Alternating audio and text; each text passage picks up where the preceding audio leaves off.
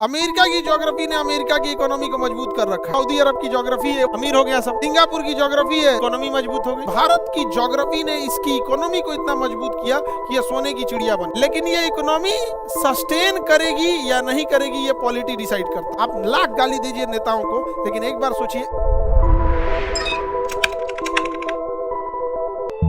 एक चीज याद रखिएगा पॉलिटी के विषय में, आपका ज्योग्राफी ये डिसाइड करेगा, आपके देश की ज्योग्राफी ये डिसाइड करेगी आप कितना अमीर बनिएगा। यानी आपके ज्योग्राफी आपकी इकोनॉमी को डिसाइड करता है। अब रेगिस्तान में है, आपको कुछ है नहीं, जैसे सऊदी अरब की ज्योग्राफी है, वहां पे पेट्रोल मिल गया, अमीर हो गया सब।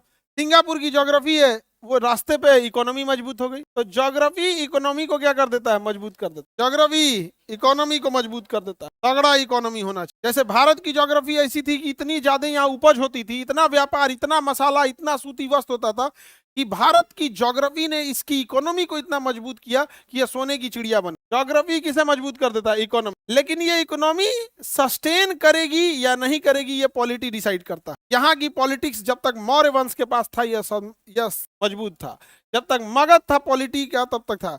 जिस दिन पॉलिटिक्स यहाँ का कमजोर हुआ, यहाँ भारत आए सब, दिल्ली सल्तनत, मुगल वंश, अंग्रेज, डच, फ्रेंच सब चले आए। समझ गया।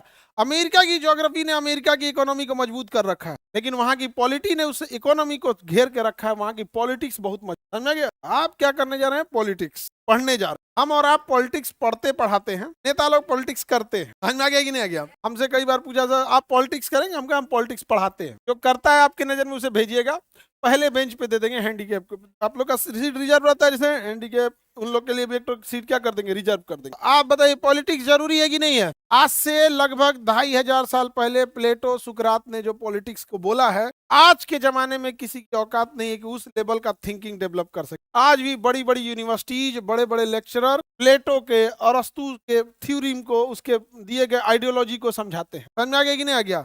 यहाँ पे आज भी देखिएगा, वही प्लेटो का कहना था कि जब भीड़ तंत्र बढ़ेगा, जब लोकतंत्र में भीड़ तंत्र बढ़ेगा तो ऑटोक्रेसी आ जाएगी। जो बैठेगा उसे लगेगा हम ही को रहना है वहां पे, और अधिकारियों का बोलबाला हो जाएगा। आज भारत में देखिए, हम लोकतंत्र से कब भीड़ तंत्र में बदल गए हमें पता ही नहीं। समझ में आ गया कि नहीं आ गया।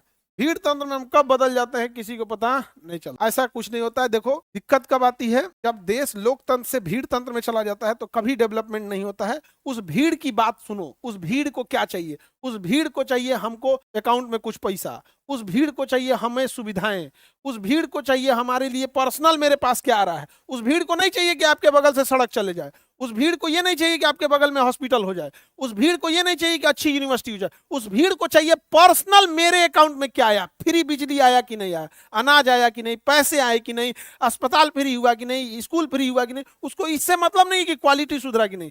तो ये प्रॉब्लम आती है भीड़ तंत्र। आप लाख गाली दीजिए नेताओं को, लेकिन एक बार सोचिए भीड़ क्या मांग रही है। कभी किसी भीड़ को सुना है यूनिवर्सिटी मांगते हुए? ना ना ना ना, ना नहीं मांगेगा। समझ में आ गया कि नहीं आ गया। तो ये गड़बड़ है।